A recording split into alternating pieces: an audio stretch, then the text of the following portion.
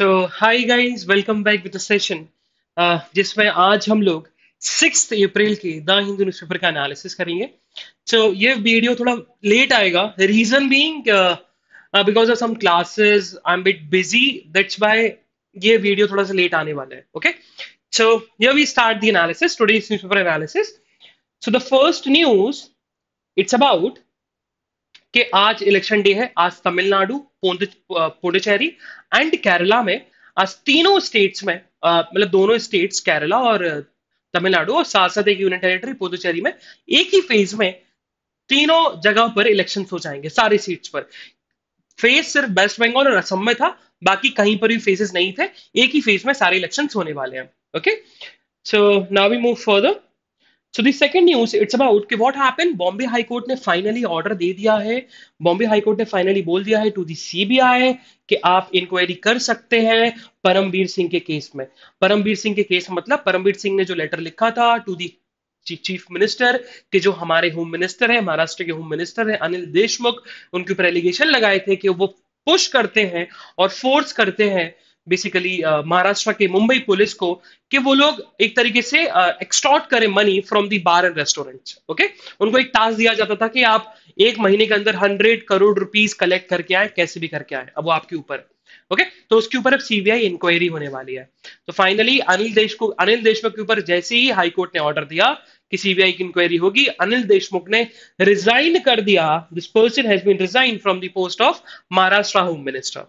Okay, so what happen, तो basically हमारे foreign minister, Russia के फॉरेन मिनिस्टर आए हैं इंडिया में, सर्जी लैवरोव, वो बेसिकली इंडिया में आए हैं। और इंडिया के काउंटर पार्ट बेसिकली इंडिया के एक्सटर्नल अफेयर मिनिस्टर या इंडिया के फॉरेन मिनिस्टर एस जयशंकर से मीट करेंगे। और जो मेन मेन फंडा है मीटिंग करने का, उनका उनका जो मेन कॉन्सेप्ट है मीटिंग करने का, उनका वो मेन कॉन्सेप्ट मीटिंग करने का क्या है, बेसिकली है अफगानिस्तान में पीस प्रोसेस। तो अभी तक अफगानिस्तान में कुछ भी रिजल्ट नहीं आया। जो भी तालिबान और अफगानिस्तान की डेमोक्रेटिक गवर्नमेंट के बीच में एक ट्रीटी या एग्रीमेंट होना था, उसका कोई भी रिजल्ट नहीं आया। और इंडिया और अफगानिस्तान की डेमोक्रेटिक गवर्नमेंट ने और तालिबान ने भी बोला था कि इंडिया को भी पार्टी बनाना चाहिए, because India is a neighbouring nation, और हमारे कंट्री में जो भी होगा, हमारी कंट्री में वो अगर इंपैक्ट होता है तो वो इंडिया में भी इंपैक्ट दिखेगा। ओके, इंडिया भी अफेक्ट होगा हमारे एक्शन से। तो इसी के चलते इंडिया भी पार्टी होना चाहिए हमारे इस पीस प्रोसेस में या इस एग्रीमेंट में जो अफगानिस्तान की गवर्नमेंट है, डेमोक्रेटिक गवर्नमेंट है, और जो तालिबान के बीच में होने वाला है। ओके, सो इसी के चलते ये दोनों का जो मेजर इशू है वो क्या होगा, अफगानिस्तान का peace process. Now we move further. So this is something about city, तो हमें सिटी के बारे में नहीं पढ़ना है, we have to skip this city news. Same goes with the north. North में हम ये देख सकते हैं, this is something criminal news basically, और ये बहुत लाइमलाइट में भी आ रही होगी, न्यूज मीडिया में भी आ रही होगी कि मुख्तार अंसारी जो कि पंजाब की जेल में बंद थे, और उनको वापस बुलाया जा रहा है यूपी में, क्योंकि यूपी के लॉ से वो रेगुलेट होंगे और यूपी के कोर्ट उनको पनिशमेंट देगी, क्योंकि क्राइम का जो कॉज ऑफ एक्शन है, या बेसिकली हम ये बोल सकते हैं द लैंड ऑफ क्राइम, जहां उन्होंने क्राइम किया वो यूपी था, ना कि पंजाब। पंजाब में भी उन्होंने क्राइम किया, पंजाब में क्राइम किया था तो उनकी पनिशमेंट उनको मिल रही है, लेकिन वो यूपी में जो उन्होंने क्राइम किया है तो यूपी के कोर्ट्स भी उनको उनके ऊपर केस फाइल करेंगे, उनके ऊपर ट्रायल होगा। सुप्रीम कोर्ट ने ऑर्डर दिया था कि पंजाब से उनको अ, वापस भेजा जाए यूपी में, सुप्रीम कोर्ट ने ऑर्डर दिया है। Now we move further. So this something about assembly polls election, तो हमें नहीं पढ़ना है। और यस, अगर हम रीजनल न्यूज की बात करें तो जो हमारे होम मिनिस्टर हैं, तो हुआ क्या, डे बिफोर यस्टरडे बहुत बड़ा एक तरीके से अटैक हुआ था, और ये बहुत सालों बाद अटैक हुआ है। बेसिकली माओइस्ट ने अटैक किया है, नक्सलाइट्स ने अटैक किया है सीआरपीएफ के जवान के ऊपर, ना कि सीआरपीएफ के साथ स्पेशल टास्क फोर्स भी थी और छत्तीसगढ़ की पुलिस भी थी, उनके ऊपर भी अटैक हुआ। और इस पे आज एडिटोरियल भी, एडिटोरियल को भी डिस्कस करेंगे अपन। शाह ने बोला है, क्योंकि जब भी हम बात करते हैं इंटरनल मैटर्स की, तो इंटरनल मैटर्स को रिजॉल्व कौन कराता है, होम मिनिस्ट्री। और जब नक्सलाइट्स ने अटैक किया है तो ये जो मैटर है ये होम मिनिस्ट्री कंट्रोल में आएगा, होम मिनिस्ट्री इसको रेगुलेट करेगी, होम मिनिस्ट्री कंट्रोल में आएगा, होम मिनिस्ट्री देखेगी कि हम कैसे इस एक तरीके से इस इशू को रिजॉल्व करें, इस नक्सलाइट के इशू को रिजॉल्व करें, और कितनी जल्दी हम एलिमिनेट कर सकते हैं नक्सलाइट्स को। अब एलिमिनेट का मतलब ये नहीं है कि उनको मार दो, एलिमिनेट का मतलब है उनको कैसे, उनकी आइडियोलॉजी चेंज करो, कैसे उनको सरेंडर कराओ। ओके, तो ऐसा अमित शाह ने बोला है कि we will intensify the insurgency of the Maoists, Naxalites की इंसर्जेंसी पर रोक लगाया जाएगा और हम बहुत जल्दी इस पे स्टेप लेने वाले हैं। So yes, on the editorial page आज जितने भी एडिटोरियल है, मेजर मेजर एडिटोरियल्स आज पूरे के पूरे बेस्ड है इलेक्शंस के ऊपर, क्योंकि आज 3 जगहों पर इलेक्शंस है, पुदुचेरी, तमिलनाडु एंड केरला। सी, यहाँ पर बात की गई है तमिलनाडु की, यहाँ बात की गई है बेसिकली वेस्ट बंगाल की। Okay, now we move further तो this is something about the post pandemic। तो post pandemic ये अपन ऑलरेडी एक दो बार एडिटोरियल डिस्कस कर चुके हैं कि माइग्रेंट वर्कर्स के क्या इशू रहे, विमेंस के क्या इशू रहे, तो उन्हीं को डिस्कस किया गया कि पैंडेमिक के समय किन किन लोगों को झेलना पड़ता है, क्या क्या इश्यूज होते हैं, तो वही बात की गई है, again repetitive editorial, so we can skip this editorial. Okay, now this something very very important, persistent mindlessness। तो this is about the Naxalite attack जो कल हुआ था ऑन दी सीआरपीएफ के जवान के ऊपर, नॉट ऑन दी सीआरपीएफ जवान, साथ साथ उसमें स्पेशल टास्क फोर्स के भी लोग थे और district reserve guard Chhattisgarh police के जो कंट्रोल में आते हैं वो लोग भी उसमें इंक्लूडेड थे। ओके, क्यों हुआ, कैसे हुआ, अपन उसको डिटेल में डिस्कस करेंगे। नाउ वी मूव फर्दर, तो this is something about Kerala. Kerala में इलेक्शंस आने वाले हैं, आज वोटिंग होगी, तो उसके ऊपर बेस्ड है। And then this is something about the US and China. तो ये हमारे लिए इंपॉर्टेंट नहीं हो जाता, जब तक इंडिया का फैक्टर नहीं आएगा हमारे लिए इंपॉर्टेंट नहीं होगा। विल स्किप दिस एडिटोरियल, हमारे लिए इंपॉर्टेंट नहीं है। Now on the last editorial जो हमारे लिए इंपॉर्टेंट है, and it's very very important, it's related to the supreme court. It's related to the supreme court.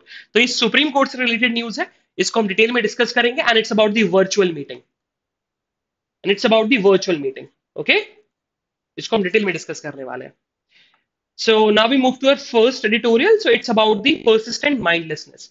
हुआ क्या, सबसे पहले बताया गया कि बेसिकली 20 पैरा मिलिट्री पर्सनल्स की डेथ हो गई क्योंकि नक्सलाइट्स लोगों ने अटैक किया था। तो 20 नहीं 22 हो गए हैं टोटल, इट्स नॉट 20। एडिटोरियल में थोड़ा सा चेंज है, जब ऑथर ने लिखा होगा तब 20 थे, लेकिन अब उनकी डेथ बढ़ चुकी है और एक कमांडो उनकी अभी भी कंट्रोल में है, उनके उनके उनकी अरेस्ट में है, उसको एक तरीके से कन्फाइन करके रखा हुआ है मायूस लोगों ने, नक्सलाइट्स लोगों ने कमांडो को।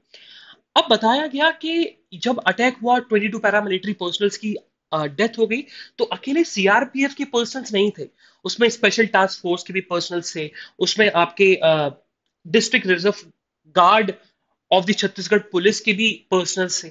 तो उन वो सारे पर्सनल्स भी इंक्लूडेड थे जिनकी डेथ हुई है।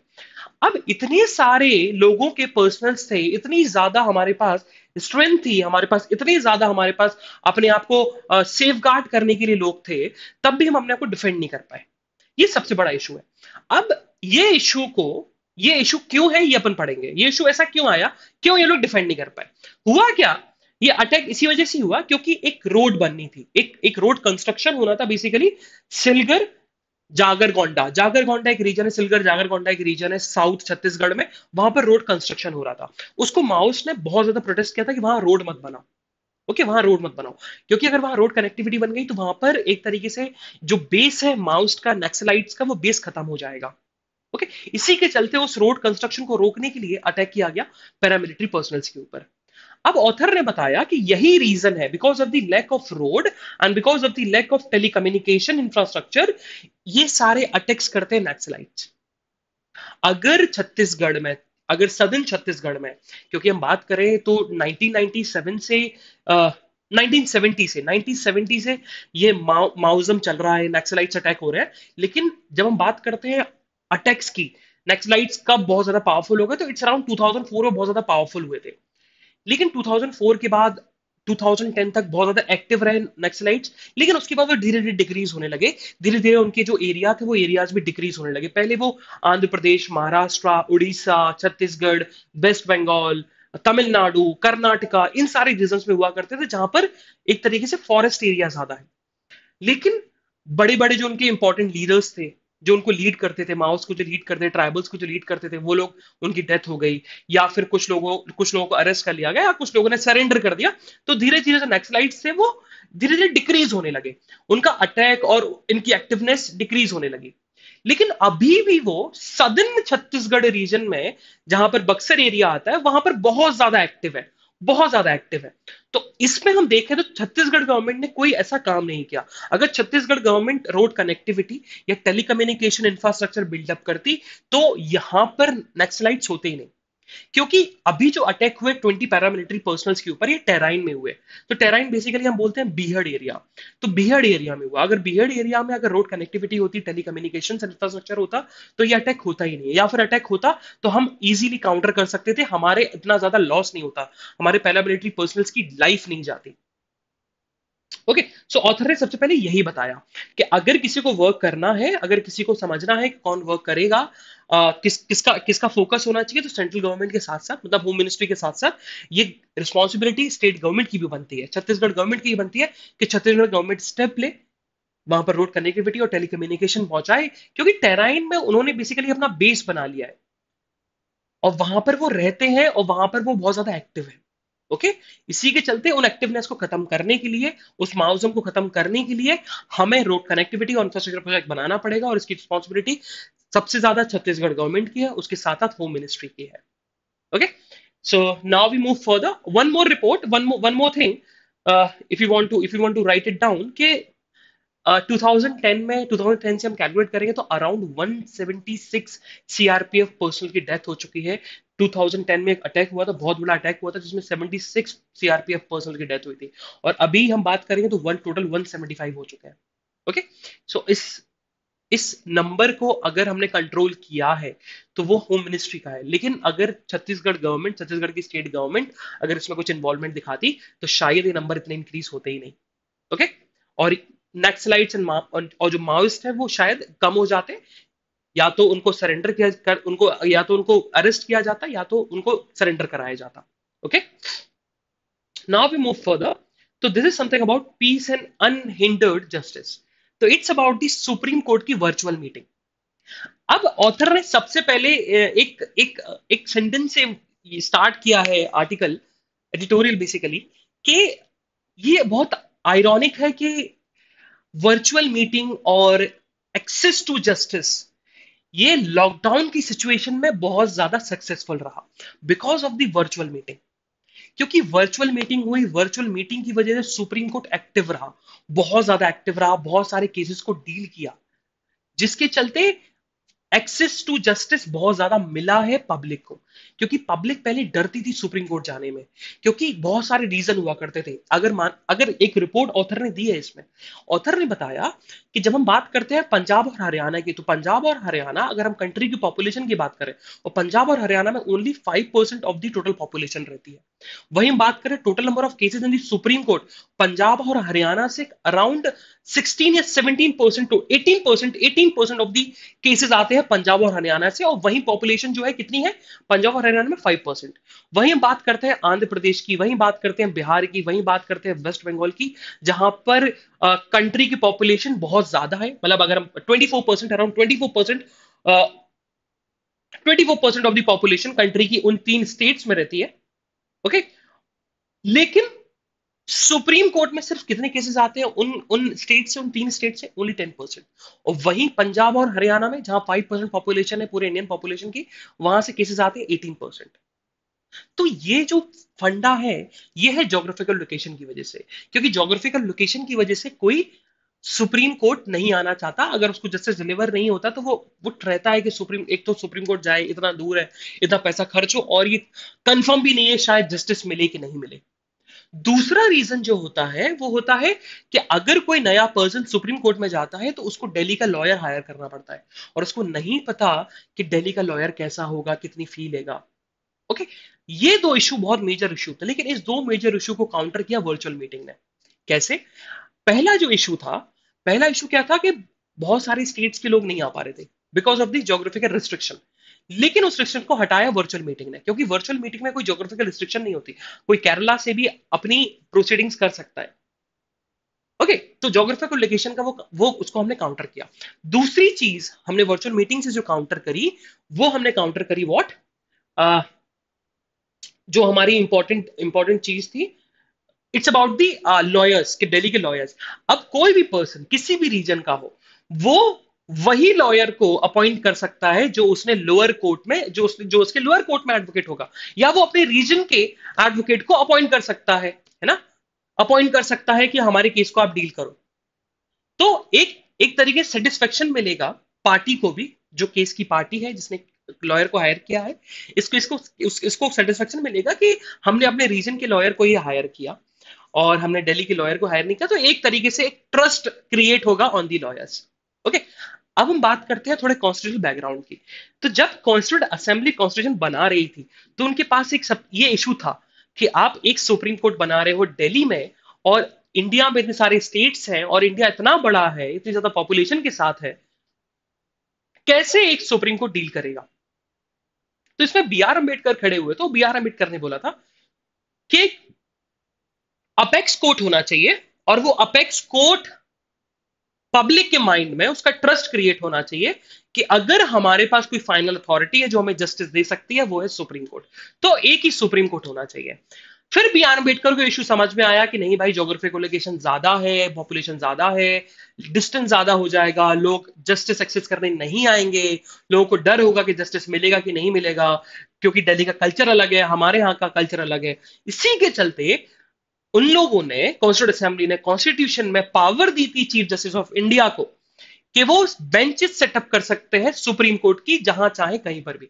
सीजीआई कहीं भी बेंच सेटअप कर सकता है सुप्रीम कोर्ट की। बट कितने सीजीआई आए, from the first CJI to the 42nd CJI, 47 CJI, Sharad Bobde तक, किसी ने भी कोई बेंच सेटअप नहीं करी सुप्रीम कोर्ट से रिलेटेड। तो इस चीज को काउंटर किसने किया? वर्चुअल मीटिंग ने। इस चीज को काउंटर किस चीज, ये अब ये बेसिकली देखा जाए वर्चुअल मीटिंग, ये हमारे लिए कोई हमने अपनी हमने मजबूरी बच की वजह से, हमने मजबूरी की वजह से हमने वर्चुअल मीटिंग करी थी, बिकॉज ऑफ द लॉकडाउन, है ना। हमारा सुप्रीम कोर्ट का मन नहीं था, सुप्रीम कोर्ट के जजेस का मन नहीं था वर्चुअल मीटिंग करने का। हमारी मजबूरी थी कि लोग जस्टिस को एक्सेस कर सके, क्योंकि लॉकडाउन की सिचुएशन में बहुत ज्यादा टाइम हो चुका था। अगर हम जस्टिस डिलीवर नहीं करते तो लोगों का ट्रस्ट चला जाता और बहुत बहुत लोगों के साथ इंजस्टिस होता। इसी के चलते वर्चुअल मीटिंग करनी पड़ी, तो मजबूरी थी वर्चुअल मीटिंग। लेकिन मजबूरी में ही हमें वर्चुअल मीटिंग का प्रॉफिट में पता लगा, तो इसीलिए बहुत ये बोल सकते हैं आयरॉनिक है, आयरॉनिक है, तभी ऑथर ने लिखा है कि बहुत आयरॉनिक है, कि इसी के आयरॉनिक इसी वजह से है क्योंकि हमने मजबूरी में स्टार्ट किया था और इसके फायदे हमें बहुत ज्यादा मिल रहे हैं। Okay, so now we move further. तो just read it, it's very very important editorial. Now we move further. तो अगेन वही बात डिस्कस की गई कि केरला, तमिलनाडु और पुदुचेरी में इलेक्शंस होने वाले हैं, आज वोटिंग डे आज। ओके, सो इट्स अबाउट कि हाई कोर्ट ने सीबीआई को बोल दिया है कि विद इन 15 डेज आपको प्रिलिमिनरी इंक्वायरी करनी पड़ेगी, जो परमवीर सिंह ने लेटर लिखा था to the chief minister Uddhav Thackeray, के जिनकी उस लेटर में एलिगेशन लगाए थे होम मिनिस्टर, महाराष्ट्र के होम मिनिस्टर अनिल देशमुख के ऊपर, कि आप 15 दिन के अंदर उस लेटर में इंक्वायरी करो। कहीं वो लेटर गलत तरीके से लिखवाए तो नहीं गया था, फोर्सफुली या कोइजन से लिखवाए तो नहीं गया था, वो फ्री विल से था कि नहीं था, तो आप इंक्वायरी करोगे। और हाईकोर्ट ने यह बोला है कि इंडिपेंडेंट एजेंसी की रिक्वायरमेंट है कि वो इस केस में इंक्वायरी करे, इन्वेस्टिगेशन करे, क्योंकि पब्लिक का ट्रस्ट क्रिएट हो ऑन दी पुलिस, साथ साथ गवर्नमेंट के ऊपर। Okay, now we move further. तो अगेन सीआरपीएफ का जो कमांडो है, सीआरपीएफ का कमांडो बेसिकली अभी भी माओस्ट की कस्टडी में है। माओस्ट ने अभी भी उसको एक तरीके से कस्टडी में रखा हुआ है, रिलीज नहीं किया, और अभी तक ऐसी इंफॉर्मेशन शायद रिवील नहीं हुई कि उसकी डेथ हुई है या फिर नहीं हुई है, कि अभी भी जिंदा है, we don't know. Okay, let's see कि होता क्या है। नाउ अगेन इंपॉर्टेंट न्यूज जो कि हमारे लिए इंपॉर्टेंट है, so I just forget to mark, तो I will mark this, I mark this. So this is something about कि supreme court forms on interim heads for CBI. हुआ क्या, सुप्रीम कोर्ट ने बेसिकली क्वेश्चन किया सेंटर से कि आप हमेशा सीबीआई का इंटरिम डायरेक्टर बनाते जा रहे हो, आप एक परमानेंट डायरेक्टर बनाओ ना सीबीआई का। जब से Rishi Kumar Shukla from the February 2 retire हुए हैं, आपने कोई भी परमानेंट डायरेक्टर नहीं बनाया सीबीआई का। ये आपकी गलती है, आपको बनाना चाहिए। आप February 2 से इंटरिम डायरेक्टर बनाए जा रहे हो सीबीआई का, दिस इज समथिंग रॉन्ग, ऐसा नहीं करना चाहिए, है ना, इतना टाइम नहीं लेना चाहिए। और सीबीआई का जो डायरेक्टर होता है उसके लिए एक तरीके से हाई पावर सिलेक्शन कमेटी होती है, और हाई पावर सिलेक्शन कमेटी में कौन होता है? Prime minister, CGI and leader of opposition, और ये तीनों एक साथ मिलकर बाय मेजॉरिटी डिसाइड करते हैं कि कौन सीबीआई का एक तरीके से हेड होगा या डायरेक्टर होगा। ओके, तो सीबीआई ने क्वेश्चन किया है बेसिकली किस पे, सेंट्रल के ऊपर, सेंट्रल गवर्नमेंट पे, कि आपको ऐसा नहीं करना चाहिए, और जल्दी से जल्दी आप इंटरिम हेड सीबीआई के हटाइए और परमानेंट डायरेक्टर बनाइए सीबीआई के। ओके, और ये पीआईएल बेसिकली फाइल करी थी किसने? प्रशांत भूषण ने। Now we move further. So yes, तो कल हमने एक न्यूज पढ़ी थी कि स्पटनिक 5 को परमिशन मिलने वाली है फॉर द इमरजेंसी यूज के लिए, फॉर द वैक्सीनेशन प्रोग्राम के लिए। कल ऐसा आया था, न्यूज आई थी। तो इसी के चलते पैनासिया बायोटेक एक एक तरीके से Panacea Biotech basically is a pharmaceutical company. उन लोगों ने टाई अप किया है स्पुतनिक 5 के साथ, और उसने उसने उसने टाई अप किया है कि they will make around 100 million dosage of Sputnik 5 के। पैनेसिया बायोटेक कितने डोसेज बनाएगी स्पुतनिक 5 के? 100 मिलियन डोसेज बनाएगी स्पुतनिक 5 के। और स्पुतनिक 5 को परमिशन मिल गई फॉर द इमरजेंसी यूज के लिए। ऐसा अभी और मिलने वाली है, बेसिकली मिली नहीं है, लेकिन विद इन 10 डेज मिल जाएगी, क्योंकि इंडिया में केसेस बहुत ज्यादा निकल रहे हैं। संडे के दिन 1 लाख केसेस निकले थे, और अब आज भी 98,000 करीब केसेस निकले हैं। आज नहीं, कल मतलब। तो इसी के चलते आज जल्दी से, और पैनासिया बायोटेक 100 मिलियन डोजेस को बनाएगी, और जल्दी जल्दी हो सके तो सारे लोगों को वैक्सीनेट किया जाएगा इस वैक्सीनेशन के प्रोग्राम में। सो what happen again, important news. So it's about FCI, food corporation of India. तो फूड कॉर्पोरेशन ऑफ इंडिया ने बोला है कि फूड कॉर्पोरेशन ऑफ इंडिया ने बोला है, ऐसा ऐसी रिपोर्ट दी है कि हम लोग, पहले क्या होता था, पहले पेमेंट जो मिलता था वो पहले मिडिल मैन को मिलता था, आड़तियों को मिलता था। आड़तियों के बाद वो जाता था किसके पास? फार्मर्स के पास। लेकिन एफसीआई ने फाइनली डिसाइड किया है कि अब हम डायरेक्टली पेमेंट करेंगे डायरेक्टली टू दी फार्मर्स, और वो फार्मर्स के अकाउंट में जाएगा। जिसके चलते फार्मर्स ने प्रोटेस्ट किया कि नहीं, ऐसा नहीं होना चाहिए, पहले आप मिडिल मैन को दो, मिडिल मैन के बाद हमारे पास जो पैसा आएगा। पहले क्या था, पहले मिडिल मैन को मिलता था, आड़तियों को मिलता था, फिर फार्मर्स के पास जाता था। लेकिन अब ऐसा नहीं है। अब बेसिकली डायरेक्टली एफसीआई पैसा देने वाली है। एफसीआई ने ऐसा ऑर्डर निकाला है। इसके चलते फार्मर्स यूनियन ने प्रोटेस्ट किया है in the state of Punjab and Haryana. एक अपने न्यूज पड़ी थी अराउंड 1 मंथ पहले कि आईएनएस विराट के डिसमेंटल पर पिटीशन फाइल हुई थी, जिसमें सुप्रीम कोर्ट ने एक तरीके से रोक स्टे लगा दिया था, स्टेटस क्वा लगा दिया था कि नहीं, आप उसको डिसमेंटल मत करो। और पिटिशनर ने बोला था कि इसको म्यूजियम बना सकते हो, ये वॉरशिप है और हमारी प्राइड की बात है, इसी के चलते हमें इसको म्यूजियम बनाना चाहिए। जब सुप्रीम कोर्ट ने इस पे देखा, तो सुप्रीम कोर्ट ने देखा कि अराउंड 40% ऑफ दी शिप तो डिसमेंटल हो चुकी है। और सुप्रीम कोर्ट ने फिर पिटिशनर को बोला कि हम इसमें म्यूजियम नहीं बना सकते, रीजन बीइंग क्योंकि जिस प्राइवेट कंपनी ने या जिस प्राइवेट एंटिटी ने आईएनएस विराट को खरीदा है, स्क्रैप में खरीदा आईएनएस विराट को, उसने बहुत ज्यादा पैसा इन्वेस्ट कर दिया आईएनएस विराट के ऊपर। अगर हम उसको म्यूजियम बनाएंगे तो जो प्राइवेट इंटरप्राइजेस है उसको बहुत ज्यादा लॉस इनकर्ड करना पड़ेगा। इसी के चलते उन्होंने मना कर दिया कि नहीं, प्राइवेट कंपनी को हम लॉस नहीं झेलने देंगे। जरूर हमारे प्राइड की बात है, लेकिन हाँ, अगर 40% डिसमेंटल नहीं हुआ होता तो इस पे हम जरूर इस पे काम करते और आईएनएस विराट को म्यूजियम में कन्वर्ट करते। So on the world news, तो वर्ल्ड न्यूज में क्या है, अफगानिस्तान की गवर्नमेंट और अफगानिस्तान के जो प्रेसिडेंट है अशरफ घानी, उन्होंने डिसीजन लिया है कि एक वो नए प्रपोजल के साथ आएंगे कि फिर से एक पीस एंगेजमेंट हो जाए अफगानिस्तान की गवर्नमेंट और तालिबान के बीच में। अभी हमेशा रशिया में भी सिटिंग हुई, रशिया में भी पीस डील होने वाली थी, बट वो सक्सेसफुल नहीं हो पाई because of some different reason. इसी के चलते वहाँ की गवर्नमेंट और वहाँ की डेमोक्रेटिक गवर्नमेंट और वहाँ के लोगों ने, और वहाँ के जो प्रेसिडेंट है, उन्होंने डिसाइड किया है कि they will make a new proposal. वो प्रपोजल सामने रखेंगे तालिबान के सामने, जिससे हमारा पीस बना रहे अफगानिस्तान में। आज इंटरनेशनल न्यूज थोड़ी सी अच्छी है। एंड अगेन, तो पुतिन ने एक लॉ साइन कर दिया था क्या, बेसिकली जो व्लादिमीर पुतिन है प्रेसिडेंट है, तो रशिया में प्रेसिडेंट बेसिकली 2 टर्म तक रह सकते हो, ऐसा लॉ था। लेकिन उस लॉ को चेंज किया है व्लादिमीर पुतिन ने। व्लादिमीर पुतिन ने ऐसा लॉ पे साइन कर दिया और बोल दिया है कि मैं फिर से 2 टाइम के लिए फिर से री इलेक्ट हो सकता हूं। और अब उनके पास वो राइट है कि 2036 तक वो प्रेसिडेंट या प्राइम मिनिस्टर या हेड ऑफ द गवर्नमेंट बने रह सकते हैं। हम हेड ऑफ द गवर्नमेंट मानेंगे कि वो हेड ऑफ द गवर्नमेंट बने रह सकते हैं। हो सकता है कि वो प्रेसिडेंट से प्राइम मिनिस्टर बन जाए, हो सकता है, देर आर चांसेस, बट वो हेड ऑफ द गवर्नमेंट रहेंगे 2036 तक। ऐसा लॉ पे उन्होंने साइन कर दिया, वो लॉ पास हो चुका है। Okay, again important news. तो ये एलिट के पर्पज के लिए हमारे लिए इंपॉर्टेंट न्यूज हो जाती है। सो इट्स अबाउट वियतनाम। तो वियतनाम के जो प्राइम मिनिस्टर थे वही अब प्रेसिडेंट बन गए फाइनली। जो प्राइम मिनिस्टर थे वही प्रेसिडेंट बन गए हैं। तो जस्ट राइट हिज नेम, है ना। और बहुत ही प्रोनाउंसिएशन में बहुत ज्यादा, एक तो बहुत डिफिकल्ट है। जस्ट राइट इट, जितना प्रैक्टिस करोगे नाम लिखने की, उतनी जल्दी तुम्हें याद होता रहेगा। Okay, so just just note it down. एलेट के पर्पज के लिए हमारे लिए इंपॉर्टेंट हो जाता है, specially for the current affairs. So this is the analysis of today's newspaper. हम लोग अभी रात में फिर मिलेंगे with the Hindu weekly quiz के साथ। तो तब तक के लिए bye bye, have fun, enjoy your day and stay safe.